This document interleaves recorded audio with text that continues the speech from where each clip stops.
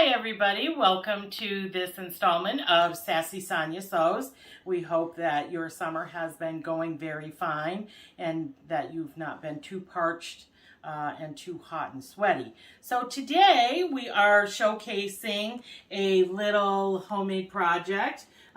We have in the past done a video of something that was of the same type of pattern. The last one we did, you might remember or look back, it was a green one. So this one is, for some reason, I decided that I liked bees and I wanted to do something for myself with all sorts of bee prints. And so I cut them all out and I was going to do the original inspiration piece, and I believe what they call it is Trip Around the World. But I decided, you know what? I already have one in that design. What can I do differently? So I decided to rearrange the fabrics, and I wanted things to be done in the stripes.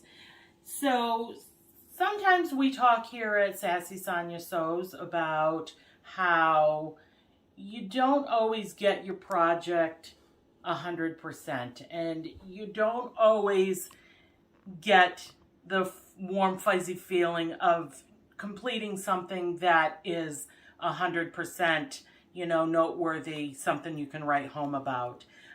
This, my friends, is one of those projects. So as we're looking at it, you can see here that there looks to be puckers in the fabric, and you are correct. Those are actually little puckers in the fabric, and in a minute I will tell you why that has happened.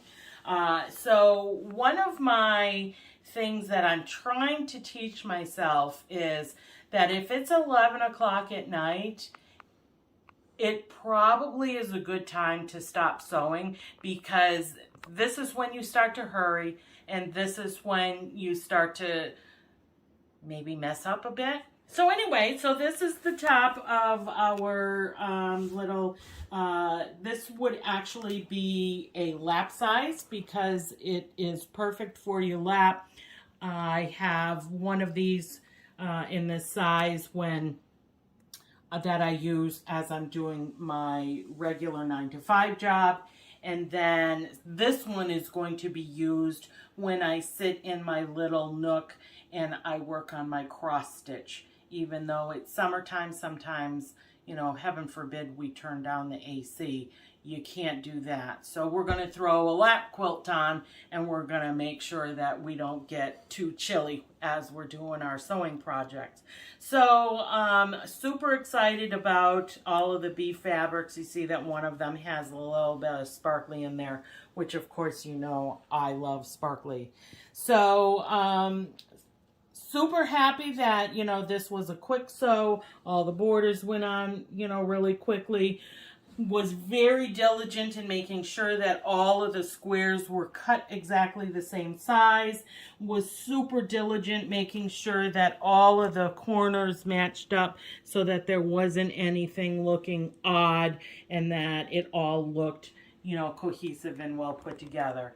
So, we don't have a label on it. This is not getting gifted to anybody, so I don't need to put a label on it. I know I made it, so I don't need to be reminded of that. So this is the front side, and of course, yes, since it's a bee quilt, we wanted to continue that motif onto the back side, but oopsie! What happened here?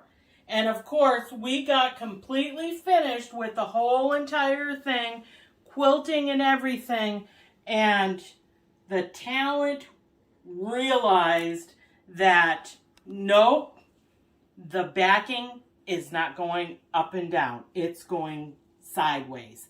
So pretty much we have two different fronts to the quilt, because there is no front. There is no top, since the back and the top doesn't match up. So, did you miss that? You see, we have, this is the top, because all of our bee friends are going up and down. Watch closely.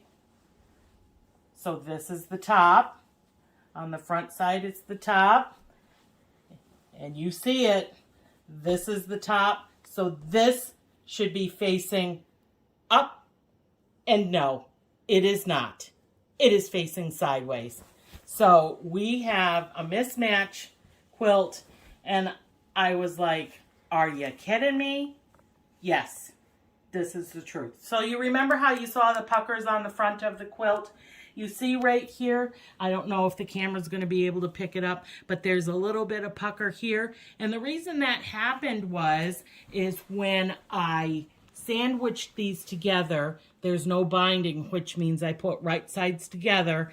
I put the batting in the middle, and then I turned it right side out. So before I started stitching, I didn't make sure that everything was flat on the front and flat on the back, and then start quilting it. And so that created the ripple in the back, which of course is going to cause it to ripple in the front because the fabrics aren't exactly lined up. And so this is why I talk about frequently how just because your project doesn't turn out 100% doesn't mean you didn't put your best in it.